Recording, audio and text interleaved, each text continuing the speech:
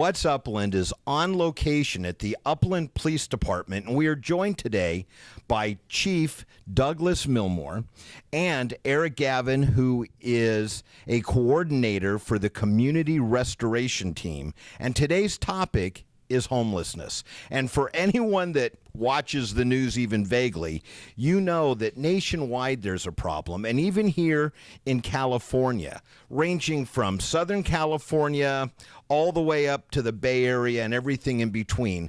I don't think there's a single city, gentlemen, that isn't affected in some way by homelessness. So, Chief, tell me a little bit about the situation that we face here in Upland. Well, that's true. We have a problem, as does the rest of the country. This is not unique to Upland. It's not unique to California. And I can say that our problem, by comparison, is minor when you look at a lot of other cities in the country. In fact, some in California have a much more serious problem. We have an organized program, and we coordinate with the Community Restoration Team, and that is the basis for our dealing with the homeless. And, you know, while I'm sure it's true that I know it's true that there are other cities with much more serious issues, it's always the most serious where you live. So the city of Upland has done something that I don't know that other cities have done. And Eric, you can correct me if I'm wrong, but the community response team is an advocate for mitigating the homeless issue just right here in Upland. That's correct. So the community restoration team is all about street outreach and ultimately finding housing for people that were moving off the streets. The police department, they do a fantastic job enforcing the law, but it's not really their mandate to find housing or to solve this problem. And if we don't find housing for people, they don't just disappear. They go somewhere, and maybe they go to another city, and maybe they come back. And so a couple of years ago, our former police chief and interim city manager, Marty Thuvenel, and I worked together to establish this concept of a civilian outreach and housing advocacy team working in conjunction with the police department. He would shake his finger at me and say, "You've got to work together. You've got to work together." And I think that we're doing that now. We're able to rely on the police department to do their work, and they're able to contact our team and say, "Look, we found someone who wants help. You're up." So let's talk a little bit about that. I think one of the arguments that we hear from those most opposed to homelessness is, you know, we all want to be compassionate, and there are without a doubt people out there who have just fallen on hard times and really are looking for a hand up, not a handout, and that's great. Then there's the mentally ill community who have to be dealt with in a certain way. But then, and I don't know which of you I should address this with, but there's the group that they like their lifestyle just the way it is. Yeah, I mean, you're correct in saying that there are many different populations of people that we deal with. Substance abuse is high in the homeless population on the streets. Crime, obviously, it does occur as well. But at least on the community restoration team side, and maybe we're this sort of softer, gentler approach, if you will, we like to believe that really nobody likes to fall asleep with their head on a rock in a dirt field. And so they might not want to do the many things, take care of the many responsibilities that we all have to take care of to maintain housing and to hold down jobs, but nobody's really looking to be out sleeping in the streets all the time. So what we try to do is assist them in finding their way off the streets. It takes a lot of work, a lot of time. It doesn't happen overnight. There are some people that are grateful for our help, and we can help them very quickly. But we have other stories of people that are currently off the streets that we weren't able to help for 3 years, 13 years, 20 years. Sometimes it just takes time and knowing how to precisely help them. Right. But you are correct, however, that it's not a, hey, we show up, would you like to get off the streets? And every single one of them goes, yippee. That doesn't happen. To that point, Chief, you know, we hear in the news a lot about these so-called tent cities or gathering places. And while certainly we don't have anything on par with what they're dealing with in Orange County, LA, or the Bay Area, we do have a little bit of that happening. So how is that addressed? Well, like both of you have addressed, that the homeless population has its own set of demographics.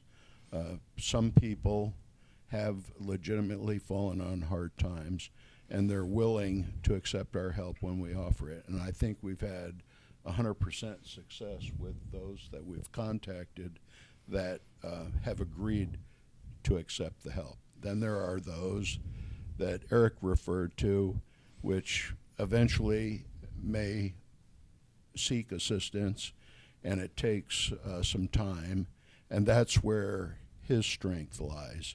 He has the time to deal with the people. As police officers, we can't invest the time to make individual, lengthy psychological appeals, so we have to deal with the situation here and now. Most of the time, we're responding to a complaint for service from a citizen, and we're bound and obliged to respond to those incidents. In the cases of the encampments, it depends what the approach is on where the encampment is, whether it's private property, a public right-of-way, such as a freeway access point, or a bridge adjacent to that. All of those factors play into it. There are different sets of laws for the various kinds of property. In those instances, the officers do an initial assessment. We want to know if the person is infirmed or in need of psychological assistance.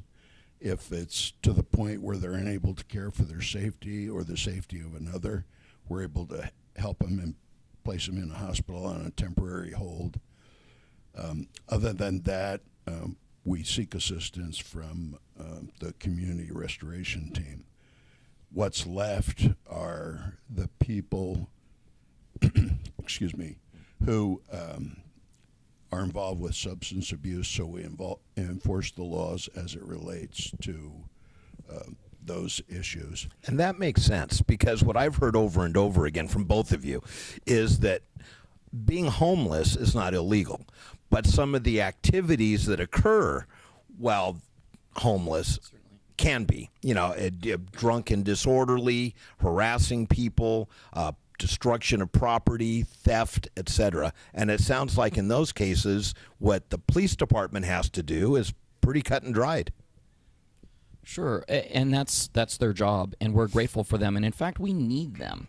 So our freeway embankments got kind of crowded up. You're talking about encampments in 10 cities for a while, and thanks to Chief Millmore and his team, they really hit that pretty hard. We were then able to feel that on our side, with few people going, hey, the police are really landing on the freeways. I got to get out of here, man. You need to help us. Can we please help us? And so that's exactly the partnership I think that was envisioned at the beginning, and what we're really starting to see happening. And I want to augment something else that the chief said. This is not just Upland alone. We are working with county-wide behavioral health providers, social service providers. The Upland Police Department, in fact, and this is a sort of little-known secret, if you will, has 2 embedded Department of Behavioral Health personnel that can go out alongside, if I'm speaking out of turn here, let me know, and help them. And so it's a little frustrating to see sometimes on social media or something like that, people saying, hey, look at this other city. They've got behavioral health specialists. And I feel like saying, well, so do we. We're partnered countywide. Well, what I'm hearing is a great approach, and it sounds like a very unique approach.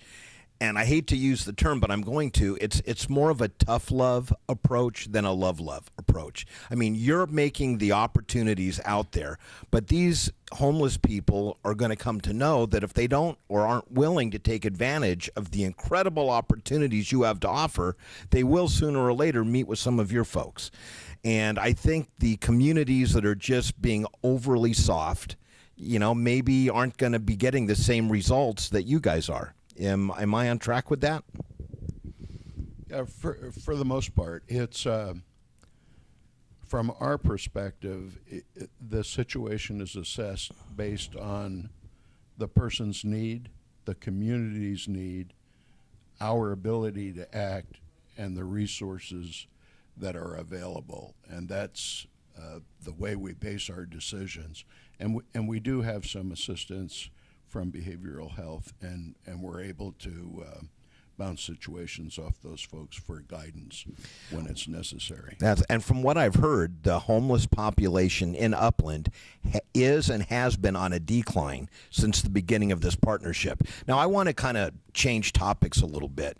A lot of people toss homelessness and panhandling around almost synonymously, but they're not synonyms, are they? There's a difference. No, you're correct. They're not synonymous. In fact, our local sheriff's department did a study on that to find that somewhere north of 65% of panhandlers are not even homeless. It just turns out they can make 15 to 20 bucks an hour doing it. Tax-free. Taking advantage of the generosity of people who are coming off the freeways, thinking that they need that money to survive. But what unfortunately they don't know, and we're really trying to get the word out on this, is anyone that's on the street has food stamps. That's guaranteed. They're not going to starve to death. Our team, when we're working with people trying to find them housing, we have clothing and food that we can help them with, not just a handout. It's because we are working with them to move them off the streets, and when they're a part of our program, we can help them with those things. So the rumor, the myth that we all have in our heads, that they're going to use the money to buy booze or drugs is unfortunately usually true. Well, and I think it comes down to education. I mean, face it, the people that are giving, they're giving from their heart. They're not giving from any negative place. But if we could help those people understand that if they took that same amount of money and gave it to some of the local charities that I know you'll rattle off in a second, I can't think of all their names, but that money would be multiplied significantly in the benefit that it gives versus dropping $5 in someone's jar. Something that we haven't addressed directly here that I would like to point out is that embedded in the population of the homeless are individuals that are on the street who have very checkered past. Many of them were released from jail early because of overcrowding. So were it not for that, they would still be in prison. And then there is another population, registered sex offenders, that can't find housing anywhere because people don't want them in their neighborhoods. So the public, when they view the people on the street, and especially those who have a more compassionate approach, need to recognize that part of that population is dangerous. And so they're subsidizing that part of the population. And when they see officers taking action, arrest action, it's not a dispassionate thing. Many times it is compassion that drives the officers to do that, and their concern is the safety of the community. And I think at the end of the day, Eric, that's what this all comes down to, is we want to live in a safe and secure community while being appropriately compassionate to those with less. Any last words to wrap it up? Yeah, well, I would like to say that it goes beyond safety and compassion. Those things are necessary, and of course we have our top safety officer here, so that's his primary concern. But I would be remiss if I didn't say that really this is in large part caused by California's housing crisis. Of course, the Upland Police Department are going to come in contact more frequently with those of the criminal element, but that's just a part of it. We come in contact with people all the time that are living in their cars, lost their job, can't afford, became home. There are people becoming homeless every day. And in fact, our most recent 2018 homeless point in time count study, we saw the numbers of people who were recently homeless in the past 12 months skyrocket. The number of chronically homeless people is going down, but the number of newly homeless people is going up. And that's not because they all decided to become criminals or they all decided to be druggies, but rather they can't afford to pay rent anymore. Yeah, and that is an issue, and the only way that'll ever change is by how we all decide to vote and put in legislature to make those changes. But we're not going to have a political discussion on that. But gentlemen, thank you so much for joining us. This has been so enlightening, and I hope that we can do this frequently to keep the community updated on the yeoman's work that both of your teams are doing. Thank you, gentlemen. Thank you. Thank you.